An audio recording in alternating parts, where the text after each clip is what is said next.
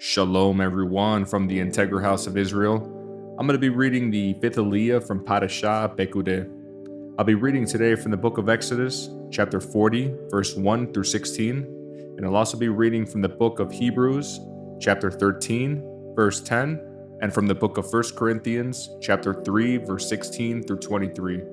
The tabernacle completed. Then the Lord said to Moses, "Set up the tabernacle on the first day of the new year. Place the Ark of the Covenant inside, and install the inner curtain to enclose the Ark within the most holy place. Then bring in the table, and arrange the utensils on it, and bring in the lampstand, and set up the lamps. Place the gold incense altar in front of the Ark of the Covenant. Then hang the curtain at the entrance of the tabernacle. Place the altar of burnt offering in front of the tabernacle entrance. Set the wash basin between the tabernacle and the altar, and fill it with water. Then set up the courtyard around the outside of the tent, and hang the curtain for the courtyard entrance. Take the anointing oil and anoint the tabernacle and all its furnishings to consecrate them and make them holy. Anoint the altar of burnt offering and its utensils to consecrate them. Then the altar will become absolutely holy. Next, anoint the wash basin and its stand to consecrate them.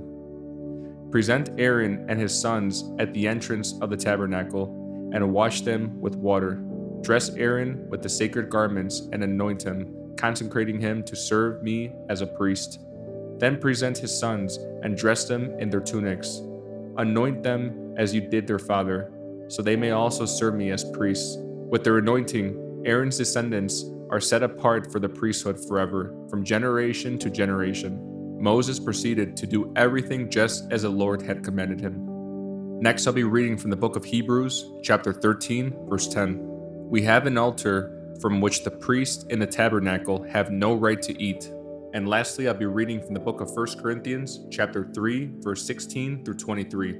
"Don't you realize that all of you together are the temple of God, and that the Spirit of God lives in you? God will destroy anyone who destroys this temple, for God's temple is holy, and you are that temple. Stop deceiving yourselves. If you think you are wise by this world's standards, you need to become a fool to be truly wise. For the wisdom of this world is foolishness to God. As the scriptures say, He traps the wise in the snare of their own cleverness. And again, the Lord knows the thoughts of the wise. He knows they are worthless. So don't boast about following a particular human leader, for everything belongs to you, whether Paul or Apollos or Peter, or the world or life and death, or the present and the future. Everything belongs to you, and you belong to Christ, and Christ belongs to God.